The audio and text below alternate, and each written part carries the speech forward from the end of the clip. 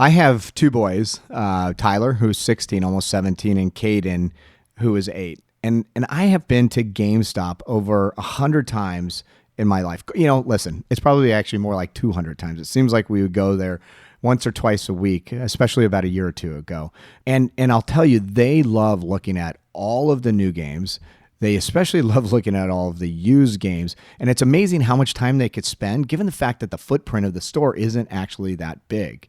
And if you look at the GameStop story, just the GameStop piece of their business, you could say, well, that's an organization or a company that's on the brink of disruption. But that's not the story of GameStop. And what I think you're going to find out that's fascinating about them is how they really have diversified their business over the last 5 years. And an interesting stat that I heard is that in the next few years, only 50% of GameStop's revenue is going to come from traditional gaming. Think about that. Most of you probably think of GameStop as going and buying a console, going and buying a physical game, but in only a few years, only 50% of their revenue is going to come from that. They have done an incredible job diversifying their business. Did you know they own over 1,500 AT&T stores? Did you know that they're going big into digital gaming? And the one that really blew me away is that they're consolidating the fragmented collectibles industry. And even though the traditional gaming consoles may be under a bit of disruption, they are still operating very successful flagship stores. Great companies operate with a window and a mirror mentality. You know, when times are good, leaders look out the window and give credit to their team. But the most important thing is to look in that mirror when times are bad. What am I going to do today? And that's really, we're trying to motivate people to look in the mirror. What are you going to do today to protect this family? Because the family needs protecting, man. You know, there's wolves at the door all the time. There's Amazon and there's EA and there are all these guys, right? So we have to do the best we can. Welcome to Resilient, where we hear stories from leaders on risk, crisis, and disruption. And we get those stories by jumping on a plane and meeting our guests on their home turf. My name is Mike Kearney, the leader of Deloitte's Strategic Risk Practice. I'm also the host of this incredible series of conversations with leaders. And I have to tell you, it's probably the best part of my job nowadays to get on the plane like I talked about and go get to meet these iconic leaders and hear their stories and hear them in a way that they're oftentimes not told. Authentic conversations that just go, and it gives them the platform to share their thinking, share their stories, share their anecdotes. And today I'm at GameStop's corporate offices in Grapevine, Texas. And I am getting to talk with Paul Raines, the CEO of GameStop. He's an incredible leader in my mind. I've had the chance to sit down and talk with him, and I just love the energy that he brings to the industry, to his company, the importance that he places on people, and how he really was able to get ahead of all the disruption that is going on in gaming. I think you're going to hear some incredible stories about how they changed their strategy. We're going to hear about the future of gaming. I know my kids are going to probably like to hear about that. And this is really important, being an authentic leader in the gaming industry. Guess what? Gamers want somebody that is a real gamer. I'm going to ask Paul some questions about that. One thing I'd ask you, if you are enjoying this podcast, and hopefully you are, share it. Share it with your friends, share it with your family. You know, one of the things I mentioned before is that I have a sister that is a high school art teacher. And she said, I actually like listening to these conversations because it's not just about boring business stuff. There's the human element, the story. So if you like it, do me a favor and share it. So without further ado, from the GameStop headquarters in Grapevine, Texas, this is Resilient. Hey, Paul, you know what? I do a little research in advance, and I always like to start it off with kind of a fun fact. And I read that you play 4 hours of games a week, or at least that's what I read. Is that true? Well, I negotiated with my wife. You can imagine what that's like, right? But I negotiated with my wife, and for years I've tried to budget myself for 4 hours of gameplay. Don't know if I'm getting it done as much as I used to, but yeah, that's what I try to do. It's important because, you know, when you go to Electronic Arts and they want to tell you how great the gameplay is on Madden, you got to be able to say, no, it's not, or yes, it is, and here's why, you know. So we spend a lot of time. Some games are more fun than others for me, as you can imagine, but we try to keep up with everything. I would imagine being authentic, it probably adds a lot to the authenticity of who you are being the CEO of GameStop. That's true. And remember that our population of associates are very into their products. You know, right. They don't just casually sell games. I mean, they're, We just came out of a conference in Anaheim where we had 7,000 managers in a room, and there's people in that room who Zelda is their life, right? So there's a new Zelda coming from Nintendo, and it's their life, man, is Zelda. And so people have these incredible emotional commitments to these games, and of course, that means that we've got to be authentic and we got to communicate with our customers, and so that's a big part of that. What are some games that you like playing? Well, I've always played a lot of the sports games. My son, who's now in college at Georgia Tech, but he and I used to play a lot of sports games. NBA 2K is great. But I've always said I loved Uncharted series. Uncharted Nathan Drake is a Sony title. It's fantastic. It's kind of a Raiders of the Lost Ark meets Indiana Jones kind of title. So that's fun. Then, I like a lot of phone games. We've got a mobile game publisher called Congregate. We're currently out in the market with something called Animation Throwdown, so that's a fun game. What else? Song of the Deep's a title we're publishing now, right. So that's fun. But, no, I like a lot of games. The issue I have is just time. Getting enough time to play them all is tough. I have to ask, because when my sons play quite a bit, I've got an 8 and almost a 17-year-old, and they're always online. Do you ever play against other kids that are online or other adults that are online? I used to play more, but I used to play Call of Duty. Go back to Modern Warfare 2. Yep. It's kind of when I was like really into multiplayer with my son. And there was a guy online who was, part of the problem with multiplayer is you respawn and then you get killed immediately if you're not super good. Well, there was some kid named Pork Fat who would shoot me down.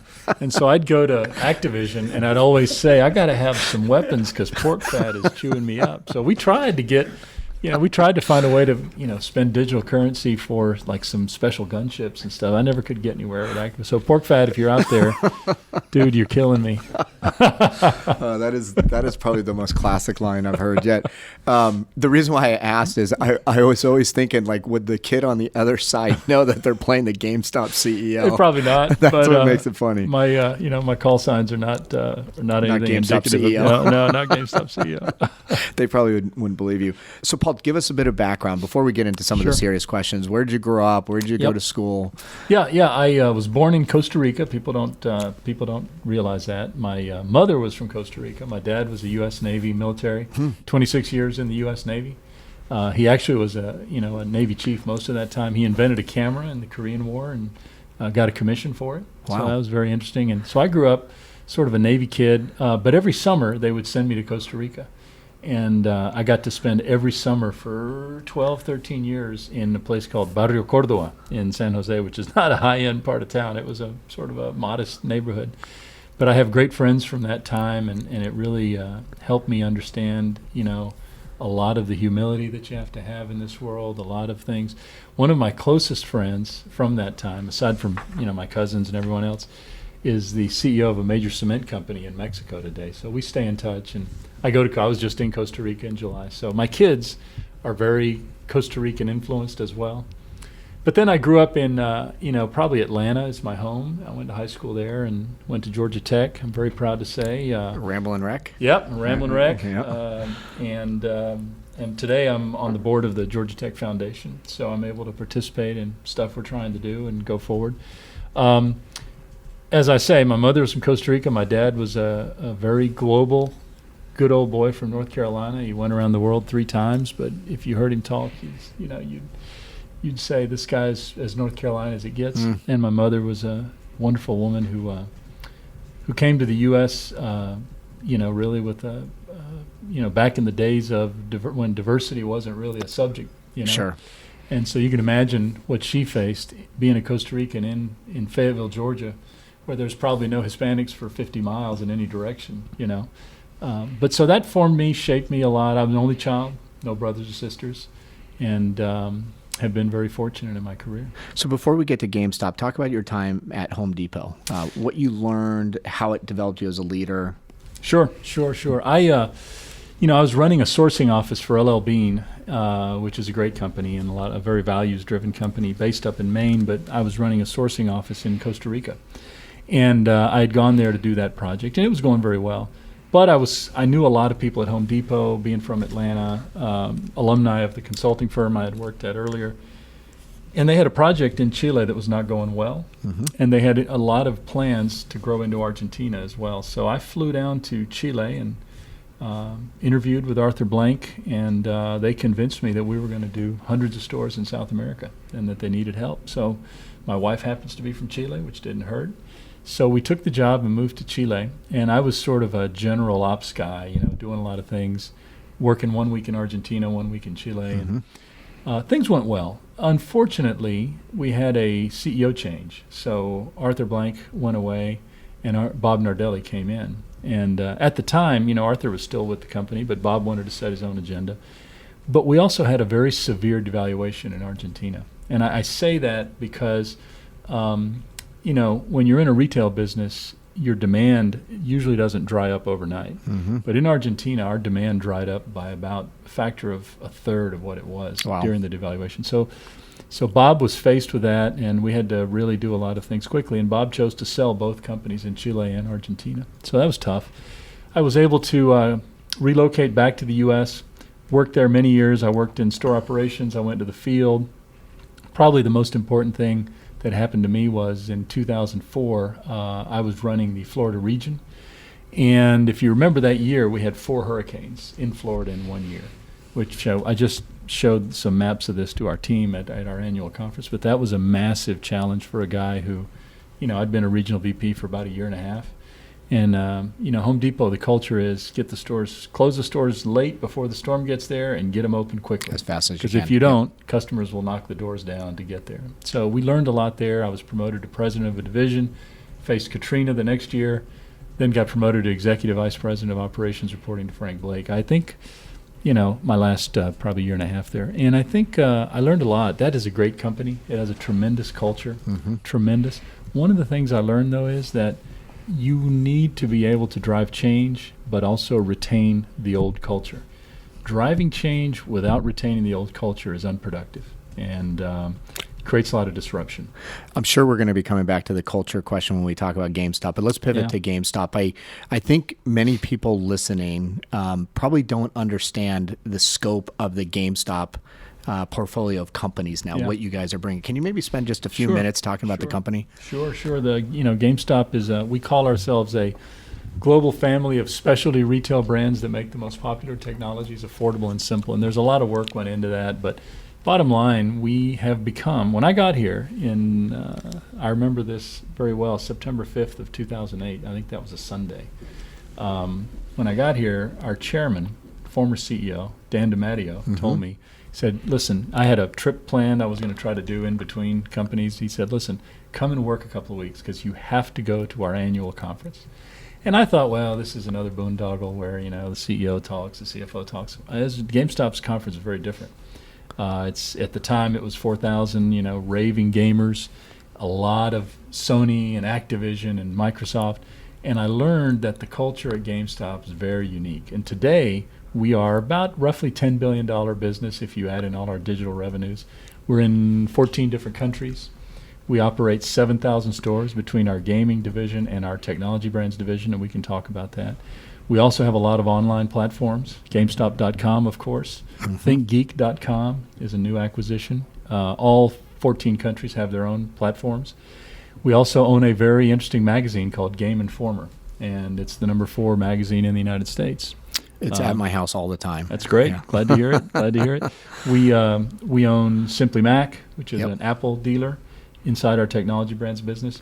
We are the largest dealer of AT&T with about 1,500 stores. A lot of people think AT&T owns all those stores. They don't. They own about half of them, and then dealers own the rest of them. So we're the largest dealer. And we also own and operate Cricket, standalone prepaid phone stores. And those have been very successful. And we have Cricket service in 3,000 GameStop stores.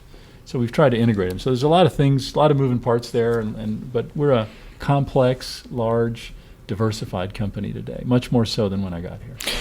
In some respects, if you had continued the business model that you had several years ago, your business would have been under a lot of pressure. So there was a an inflection point at some point in time where I think you said we need to change our strategy. Can you maybe explain kind of the thinking that went into that and how you began then to, make the acquisitions of the AT&T stores or some of the other decisions that you've made? Sure. Because in some respects, and this is what's fascinating to me because I love studying disruption, you almost staved off disruption, not by what you're doing today, but decisions you made several years ago. That's right. It's in some ways you might say we self-disrupted, Yeah. So when I got here in September of '08, I came here as COO. Dan DiMatteo was our CEO, and he and I had we spent 7 months talking about this. And one of the great things about Dan is that he his history is filled with strategic turns and twists. If you look at the history of GameStop, company came out of the fusion of Babbage's software, et cetera, and a company here in Dallas called NeoStar, and they were brought out of bankruptcy. And Dan sat me down, and the board said we have to do a real understanding strategy of where this company is, where it needs to go. So we did a very significant strategic review of the company through that fall of '08. And coming out of that, a lot of things became readily apparent. Number one is we had to have a loyalty program. If you go back to '08 at the time, they weren't as in vogue maybe as they are today. But you could see and I had worked a lot on loyalty at Home Depot. Never was really successful in selling it well, but we had done a lot of work at Home Depot on this. So when I came here, clearly we had to do a loyalty program, so we launched PowerUp Rewards. We began working on it we budgeted it in the fall of '08 and began work on '09. Today it's easily the most successful loyalty program. I think 47 million. What are we at? 50 million already. Great. Wow. Every time I turn around, we got more. 50 million members, and we use it in a variety of interesting and unique ways. If you're PowerUp members, you know how that works. You're getting emails all the time from us, et cetera. The other thing is we saw that the business was moving towards digital platforms, and so we had to make a play into some digital properties, and so we funded an organization out in California called GameStop Digital Ventures. We brought in some iBankers, and they helped us get a look at a lot of deals. So we made some acquisitions. Probably the most important one was Congregate with a K, based in San Francisco, and they have become a leading mobile game publisher. So it's a very interesting property, and we've been successful there. We also did some other deals. We bought some properties in the Facebook social game space. We did some PC download business. We got into the PC download space with Steam, who's a leader. And we also created a technology with Microsoft and Activision to sell digital content in stores. And this is a great story. I don't know if I have time for it, but we believed that there was a way to sell digital content in our GameStop stores. And it's counterintuitive. Right. People don't understand how it works. How's this possible? You're crazy. And we went up and down the coast. Tony Bartel, our current CEO, and we went up and down the West Coast pitching it to everybody. Microsoft told us it couldn't be done. It was impossible to do. Jeff Donaldson, one of our previous employees, went up there with what I call the pointy shoe mafia, which is a bunch of IT guys. And you can imagine pointy shoe mafia, young guys. And they sketched out over the course of a couple of weeks how to do that with Microsoft. And was there a concern that technically it couldn't be done? Technically so we it wasn't couldn't do it. A demand issue. It was more. I think most people said there will be no demand. Yep. And Microsoft said, even if there was, you guys don't have any way to do it. And so what we created was a code depository inside of our own systems. And so what they do is when you come and buy a physical game, we sell you the add-on DLC, downloadable content. Right. And so the big hit was, before that, so we created this technology with Microsoft, and they said, oh, it's interesting. Okay, we can do it. We developed it, et cetera. Then we had to find a title to publish. We went to Activision, and they're the first ones, to their credit. Modern Warfare 2 was the game we did it with. And they created and we sold hundreds of thousands of digital add-on subscriptions. And the way that works is you come in, you buy Modern Warfare 2, and our associate in store says, hey, Mr. Customer, for $14.99, you can get 4 more map packs that release every 3 months. And you buy it, and you get a code printed on your receipt, and you get an email sent to your PowerUp Rewards app on your phone. So you can literally activate and start downloading the digital content to your Xbox before you leave the store. And people thought it was crazy, et cetera. Today we do over $1 billion in digital revenues. And so it's not just DLC. There's PC downloads. There's, of course, game publishing of all kinds. So the company has found ways to really transform. And I call that GameStop sort of 1.0. And that was probably 2008 to 2010-ish. 11-ish maybe. On the Power Up Rewards, what's interesting to me, and I don't know if there's any thoughts or insights, is that you've become the biggest, but you've also sold, let's say, to my son, who at the time I guess would have been like 10 years old, but understood the value of becoming a member, and then would push for me, hey Dad, can you sign up and buy into it? Yep. And so it was so simple that you could get young kids to understand the value and impact of it.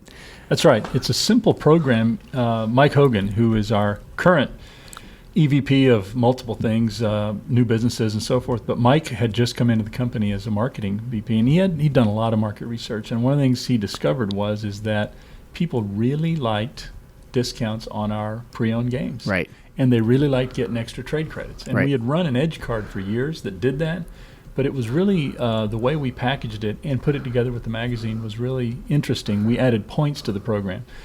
We also did, I was just looking at this yesterday, I looked at some of our old in-store ads that we used to run. We also did a tremendous job of selling it as the ultimate way to be an insider on the gaming front. People forget. Like you're the cool kid now. You're like the cool you're kid inside. now. Yeah. You're a Power Up Pro member, man. And people forget when we launched this thing, all our competitors are trying to do gaming. I mean, Best Buy, I think they still have some gaming program. It's very small. Walmart's trying to do something. And when we launched this thing, it was really a sort of a one more program. And today it's by far the dominant program. So let's go to GameStop 2.0. Okay, so that was GameStop 1.0. I think it was successful along the way. We got a console cycle that helped us. And so one of the things about GameStop that you'll see is over history, we're very cyclical based on the console cycle. Sure. And it's hard to change that. We don't control the manufacturers, et cetera, but we do a great job of launching their product. So we launched the next console cycle, I think in 12 or 13. And at that point, we had great growth. Our share price went up. It was great. We had good sales. DLC was going well. Digital was going well. But we foresaw what was coming, which was this year. It may have arrived a little earlier than we thought it would, but we were foreseeing the fact that we would be in a tough trench, really, of demand cyclically before the next version of consoles came out. So we've been working on this diversification strategy for quite a while. And so what we saw was we did a lot of market work around what's adjacent to our core gaming business. And the first one we saw was that there was an Apple ecosystem. And there was a lot of rural markets that didn't have Apple stores. And if you wanted to buy an Apple product and get service for an Apple product like yours, you had to go to Best Buy. So we were looking for an Apple business. We found one in Salt Lake City, Utah called Simply Mac. Had 7 stores. And they were running a process that we could participate in. We went there. We liked the stores. We tried to acquire the company. And we're not able to acquire all of it. Apple wouldn't let us. So we had to run it for a year and try to show Apple how good we were, and we were going to build out a national footprint. So we built out a lot of stores. We ran good stores. During the process, the guys who sold us the Simply Mac stores, the private investors, also happened to own a bunch of AT&T stores. It's a company called Spring Mobile. Yep. Jason Ellis and a good old entrepreneur in Utah named Vern Dickman. And one day we leaned over at a board meeting and said, hey, would you ever sell us the phone business? Let's think about it and so forth.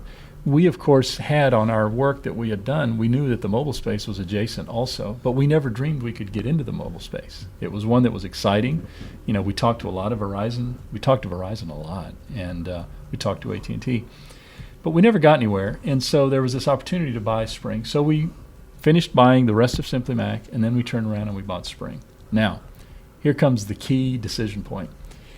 When we bought Spring, you have to get AT&T approval for that. Sure.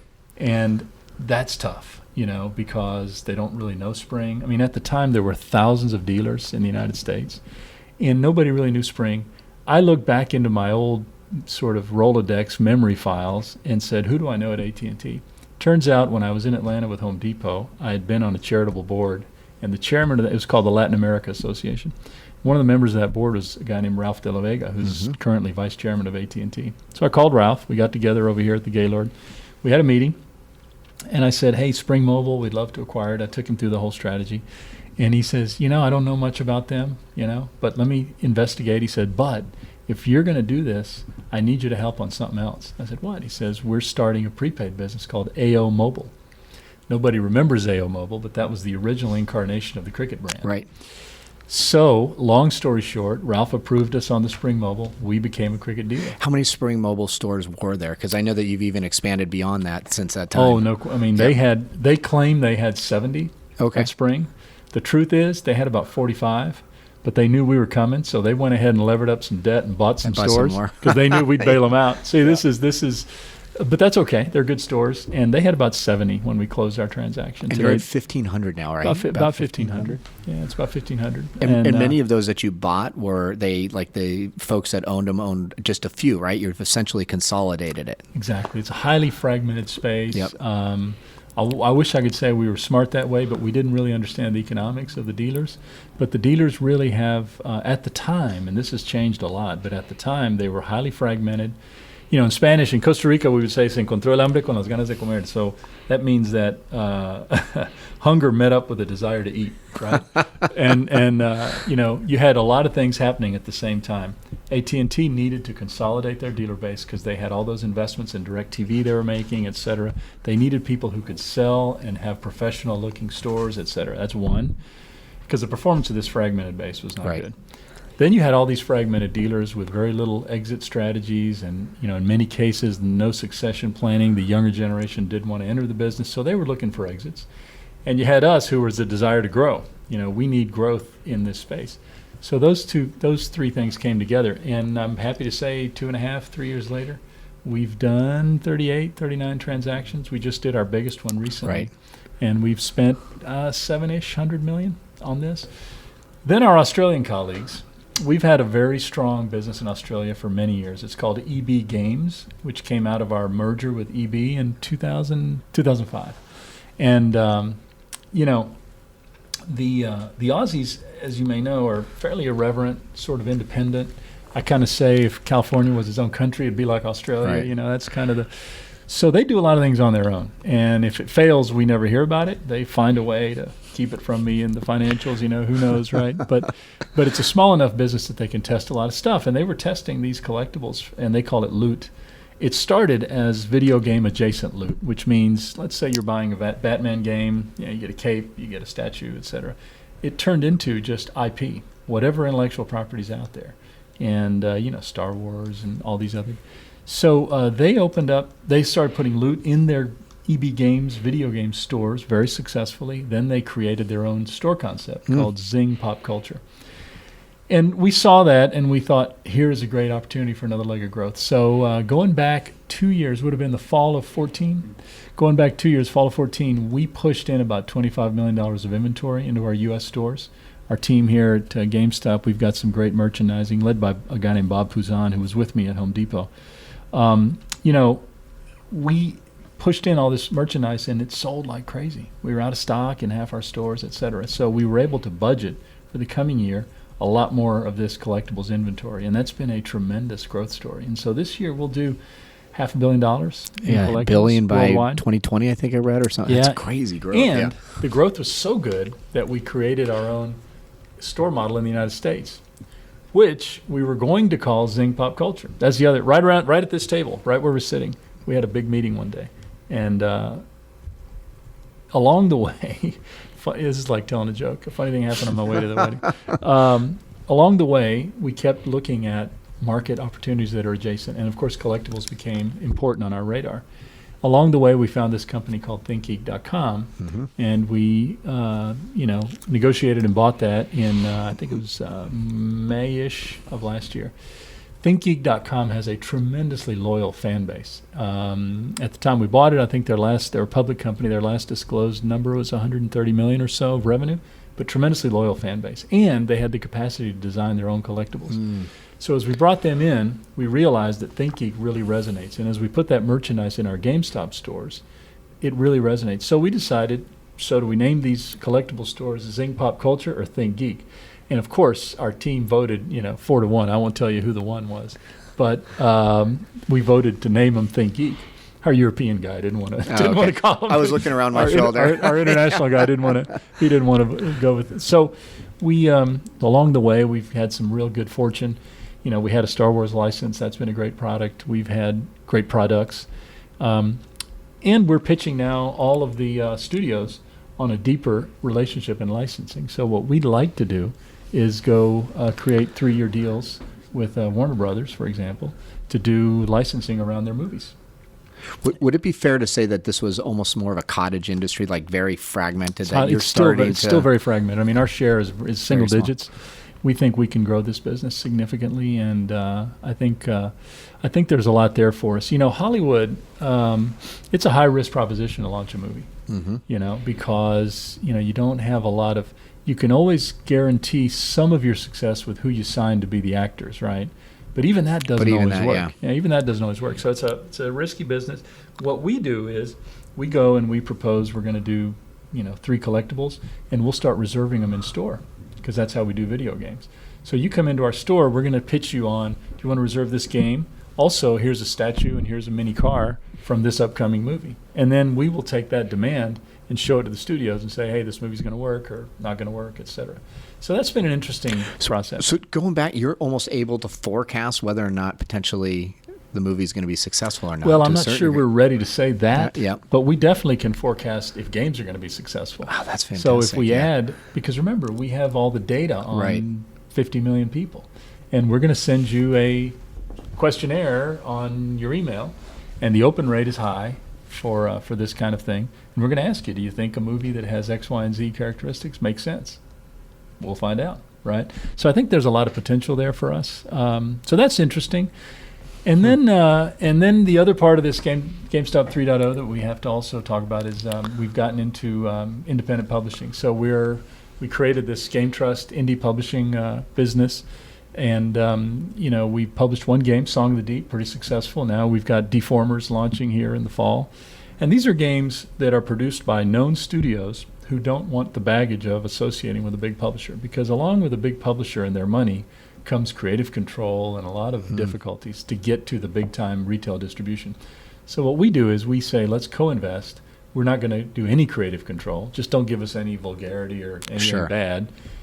But we're not going to touch the creative side, but we're going to give you big time distribution. So that's been successful for us. And as I say, we've got mobile game publishing at Congregate now with a license we have from Fox. So there's a lot of interesting things happening in that space. How do you now, today, when you look out into the future, how do you start to get insight or intelligence on what the future is going to look like in 5 to 10 years? And I'm curious just because things seem to be changing so fast, not just for your business, but every business nowadays. Absolutely. And I think one of the key things that separates great CEOs from maybe not so great are ones that can not only see the future, but also starts to make investments and take risks in order to get there. Sure. What is there any secret sauce that you have or anything that you do? Well, it's really a team effort, and we spend a lot of time looking at what trends are going on. I mean, we are in the technology space, so that's that makes it extra challenging. But we also have partners, right? I mean, AT&T's got a massive R&D infrastructure. I mean, if you think about AT&T, we were talking to them about DirecTV when we made the Spring Mobile acquisition almost 3 years ago. So now they've rolled out DirecTV, and DirecTV is a huge hit right now, and it's going to be a massive hit going forward. Things like Digital Life, don't forget, they have a car initiative that's coming. There will come a time when you can have, independent, you can purchase all kinds of content to play in your vehicle. So there's things that are coming. I think one important thing is stay close to your partners. We go on the video game side. We spend a lot of time with Microsoft and Sony. There's a Sony guy camped out here every week. They're keeping us abreast of what's coming, what's changing. The flip side is we do a fair amount of consumer research through Power Up Rewards. I mean, I can't tell you how important that Power Up launch was for us. I mean, we knew we were rolling the dice. And, the other little known story here is that we tried to launch a loyalty program 2 different times here in the past. Prior to the current one. And for a lot of different reasons. Several of us tried to move on a loyalty program at Home Depot. We never could get past some of the issues that we had. And so it's not an easy thing. It's much more than just a coupon and come in and see us and an email address. But we use Power Up Rewards for consumer trends. Where's consumers headed? What would you like to see? Back when we were launching the new PlayStation 4 and Xbox One, we actually surveyed customers and said, what features would you like to see? one of the most important features was I want to be able to play my old games. That's important for us because we sell Absolutely. pre-owned and refurbished Right. product, right? And so we'd show that to Microsoft and Sony. And so a lot of this about the consumer, it also involves understanding their needs and having them respond to you with what they're looking for. And of course, we've got to just be constantly on the lookout for, and we talk to a ton of consultants come through. We see lots of bankers. As I said, Mike Hogan kind of runs that for us, and our executive staff of Rob Lloyd, our CFO, and Tony Bartel, our COO, Mike Mahler, our EVP of International, and Mike Buskey, who runs the U.S. I mean, we look at a lot of stuff. We have a monthly strategy session. Our board, every meeting, one of the boards I'm on is J.C. Penney, and they're doing a great job of recovering and getting back to where they were. But, Penney has one strategy session a year. We have 4 strategy sessions a year. In other words, every board meeting is like a 4-hour strategy session because that's just the dynamic environment we're in. Hey, Paul, going back to how you staved off disruption, there are so many, there's more examples of companies that probably have done the wrong thing. Oh, we hear about them all the time. Yeah, we all do.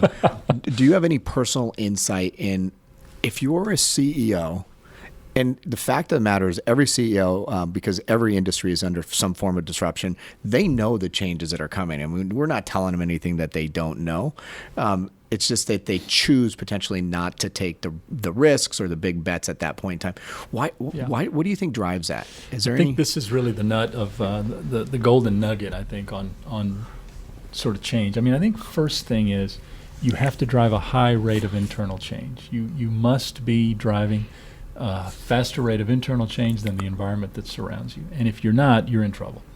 So we spend a lot of time thinking about what's coming, how do we drive it? And, look, we make mistakes. We've made plenty of But that's mistakes. okay. I mean, I think it's okay. It is. As long as you don't sink the company, Right. it's okay, right? I mean, you don't want to take excessive risks, but I think we've taken some cautious risk. We've learned a lot.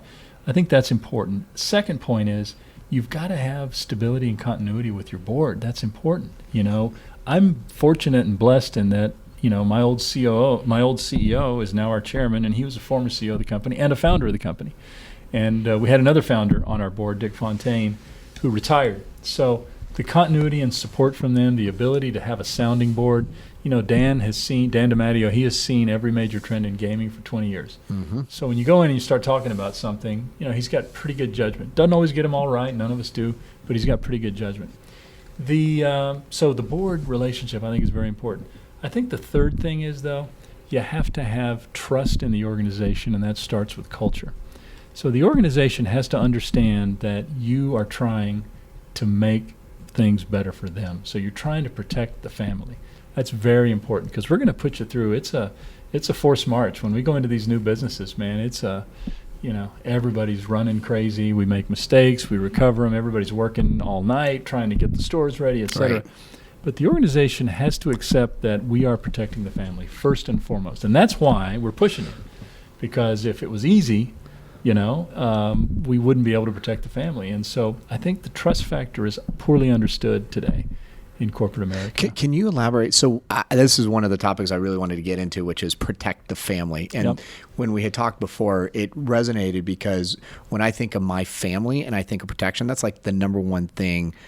That's one of my number one priorities in life, right? Their safety. Right. Absolutely. And so you've essentially used that as a metaphor for all of the people that work for GameStop. That's right. And it's very sticky. How do you make that come alive, I guess, within normal operations? Do you use that language with your employees? How does it trickle down? We do. We do use that language. I mean, there's lots of dimensions of this, right? I mean, the first one is on the charitable side. So we launched something here called the Gamer Fund many years ago. And the Gamer Fund basically was an endowment made by myself, senior executives, and the founders of the company. And that endowment creates a program that allows us to fund associates in need. Matt runs it. It's a charitable internal charity.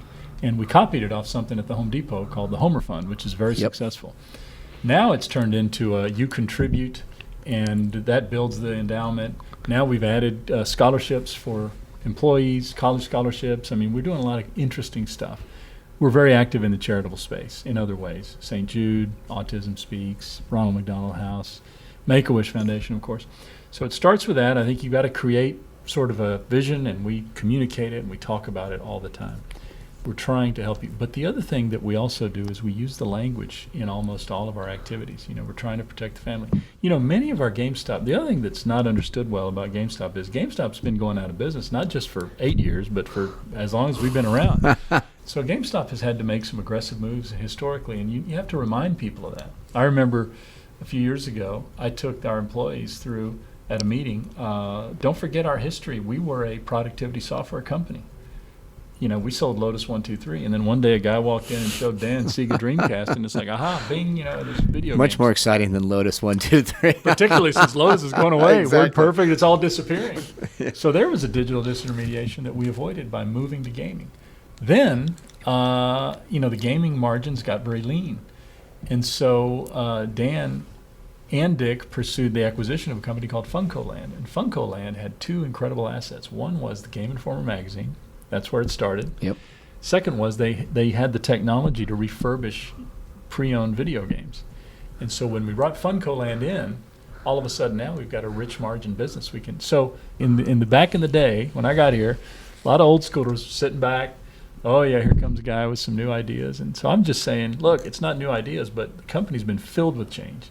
So, and the reason the company did it is because Dick Fontaine, Dan DiMatteo, were trying to protect this family. They didn't say it that way, but that's what they were trying to do. So my job is I got to continue to protect this family. And so we're going to do whatever we got to do to protect the family. That does not mean everybody gets a free pass on performance. It does not mean everybody gets to stay here forever. But what it does mean is if your heart and your head is in the right place, there's a job for you here. We got to find a way to make you more productive, if that's coaching or teaching or training. But we also got to be aggressive with the customer and aggressive with change, because that's the only way we're going to survive. It helps that we get threatened with, being out of business every time I turn around. Somebody's got a new thesis on why there's one today on Motley Fool. GameStop will be okay for a while. What does that mean? What does that mean, right? For a while. How long is a while? But, we understand that. We accept that. So I think it's a communications piece. I think it's an authentic piece. We truly, You believe it. I don't need this hassle, right? It's not an easy job. It's not an easy company to work in. But our team is committed to it. And for us, it's become a personal crusade to show the world that not only will we be here, but we will be the most successful over time. And anyway, so that's what we do, and it's protecting the family is what it's all about. Well, I almost want to acknowledge you, because one of the things I love about these conversations is it's not only necessarily how CEOs have led through these difficult times, but the leadership lessons and the things that they do. This one stands out so much because I think people forget oftentimes that it's the people of the organization which makes them great. And the fact that and the number one priority that people have is to take care of their own family, to support them and do all that. And if you've been able, it seems, to create language, and I think language really matters. That's fairly evocative, that makes people realize, you know what? I do want to stay part of this family, and if I'm going to stay part of this family, I'm going to need to change the things that I do. It's brilliant. We have to. I like to say that we have to. There's that good to great, and describe the behavior of great companies. And it says that great companies operate with a window and a mirror mentality. When times are good, leaders look out the window and give credit to their team. But the most important thing is to look in that mirror when times are bad. What am I going to do today? And that's really. We're trying to motivate people to look in the mirror. What are you going to do today to protect this family? Because the family needs protecting, man. Yeah. There's wolves at the door all the time. There's Amazon and there's EA and there are all these guys, right? So we have to do the best we can. So, Paul, I know that 2 years ago you had a brain tumor. Yep.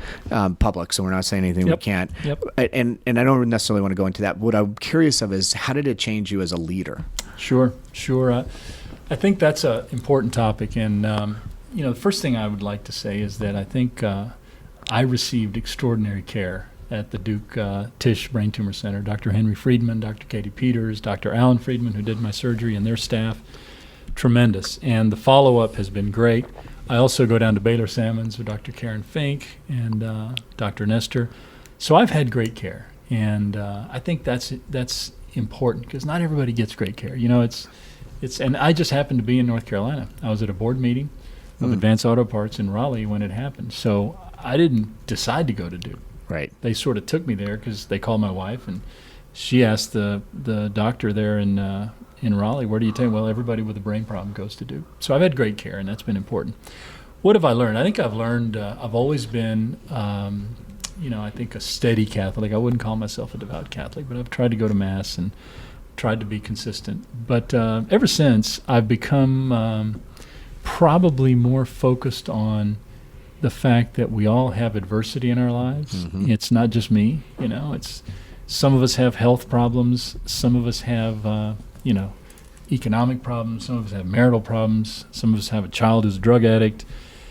But I think we all face adversity, or will face it at some point. And so it's not so much avoiding the adversity, because I think the adversity's coming, because that's the way the world is. And I think it's important how you handle the adversity and how you try to stay faithful and be the best example of somebody that you can be. So what I'm trying to do here is be an example of someone who's had an illness and who's being treated and successful, and my immune therapy works, and I'm happy with that. But I'm trying to be an example of how to be a CEO with a weird mental health problem in your past, but to be an example to others. Because I think one of my most gratifying experiences now is that I'm seeing that I'm able to inspire other people who go, oh man, I got this problem, but geez, compared to him, I'm great. It's like, so how has it changed me? I think it's made me more focused on being a good example, more focused on dealing with and accepting my adversity and trying to move forward, And I think it's Jamie Dimon, right? He survived some kind of cancer, I remember, and he's been a tremendous example of how you do that. And at the same time, you got to take care of yourself. You got to do all that stuff. But it's been eye-opening, and it's made me more spiritual probably as well. 2 last questions. Yep. If you could go back in time when you first took the reins as CEO and you to do one thing different, what would it be? Boy, there's a lot of things I probably would have done different. I think, and this is something we used to talk about at Home Depot, and I think it's true here. I think I might have moved with a little more velocity even than we have. Yeah. I think a lot of new CEOs come in with a lot of game plans and a lot of ideas, but often they get tripped up by different issues, culture and so forth. At the same time, you don't want to do any harm. The Hippocratic Oath says, first do no harm. And, right. And I think might have done some harm if I'd have moved in certain areas, but I think probably moving a little faster would have helped on certain issues. I also think that the board side of our business probably should have spent more time aligning with our board members. Early on, I didn't do a ton of that. I wasn't on the board as a COO anyway, but I think that was probably something I could have done a little more aggressively. At the same time, we've done a lot of things well, and I'm pleased with some of the things we've done. Most of the things we've done, I just wish we could have gotten a few things done a little faster. The loyalty program probably should have moved even faster than it did. Some of the digital stuff probably. The mobile stuff, it really was serendipitous. I can't say we would have done that any faster. That was that was a series of events that are hard to. But and collectibles. I think collectibles probably was a bigger business back in the day than we thought it was. So. It's interesting. I mean, I wouldn't be hard on yourself at all, because I think one of the challenges as you come into an organization there are those things that kind of hold you back, or the bureaucracy or whatever you have. So just to overcome that, I think you guys have done an incredible job. Last question. We named this, and I think this is very apropos for you, but we named the podcast Resilient because we wanted to talk to resilient leaders. When you think of that word, what characteristics or attributes come to the top of your mind? Like, what makes a resilient leader? Well, I might start with a quote of Calvin Coolidge, former president, who was also a Phi Gamma Delta, by the way, as I was. But Coolidge said, I believe, persistence alone is omnipotent. Nothing in the world can take the place of persistence. Education will not. The world is full of educated derelicts. It's true. Yep. Genius will not. Unrewarded genius is almost a proverb. Yep. The world is, I think the world is there for people who can overcome challenges and be persistent. So resilience to me means you can take a lot of blows and overcome them. You can be positive in the face of adversity, and you can keep the vision of what you're trying to do, which is, in our case, protect the family, keep that front and center. And that's what resilience is to me. I don't think we get it right every time, but we don't have to get it right every time. You know, Right. we're the shareholders don't pay us to know everything; they pay us to learn fast, and I think that's what resilience is. You've given me so many good quotes. I appreciate that. I just want to, Paul, thank you very much. This is Sure. a gift of time. You obviously have a big job. And I think the last thing I want to say is your employees are very lucky to have you as a CEO. Wow, thank you. I appreciate it. I'm lucky to serve, and I think we don't tune us out yet. We're still working. Well, we're still good consumers, and we'll continue to be. Okay, great. Thank you. Great. Thank you very much. Wow, that was fun. You know, every time I come in contact with a CEO or a leader, I pause and I ask myself a question. I ask myself, would I want to work with this person? And invariably I say yes, but today it is a resounding yes. Paul is one of those individuals that brings a nice blend of being a visionary leader, but then also somebody who knows what it takes to take care of his people. And I'll tell you, I would love to work with somebody like Paul because he inspires me. I want to thank everybody, especially if you got to the end of this podcast, which these are, longer conversations. I appreciate you listening to Resilient. As we've talked about before, this is a Deloitte podcast, and it's produced by an incredible company called Rivet Radio, and I want to thank them for all of their hard work. If you want to hear other podcasts, just go to Deloitte.com, or we are on a lot of different podcatchers, iTunes, Stitcher, Google. Just go there and put in the keyword resilient. And I'd ask, if you like this one, once again, go listen to some of our previous episodes. We are really beginning to create a great library of authentic conversations with senior leaders, getting their stories on what it takes to be resilient, what it takes to lead companies through the really kind of tumultuous world we live in right now. And if you have any ideas for other guests that should be on, hit me up on LinkedIn or Twitter with any comments or recommendations that you have. My profile is under Michael Kearney. It's easy to find me. Last name's Kearney. And I have been blown away by how much feedback and how much engagement I've gotten via social media. So keep it coming. And remember, leaders who embrace risk, improve performance, and are more prepared to lead confidently in the volatile world we live in.